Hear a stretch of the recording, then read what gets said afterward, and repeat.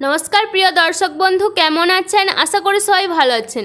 আজকে আপনাদের জন্য একটি নতুন খবর নিয়ে এসেছি, তা হলো পুজোর ছুটির আগেই বেতন পেতে পারেন সরকারি কর্মীরা। পুজোর ছুটি শুরুর আগেই সরকারি কর্মীরা বেতন পেতে পারেন। সাধারণত প্রতি মাসে শেষ ওয়ার্কিং ডের একদিন আগেই বেতন ঢোকে কর্মীদের ব্যাংক অ্যাকাউন্টে। তবে চলতি মাসে পুজোর ছুটি শুরু হয়ে যাচ্ছে 18 অক্টোবর। সে কথা মাথায় রেখে তার আগেই অক্টোবর মাসের বেতন দিয়ে দিতে চাইছে নবান্ন।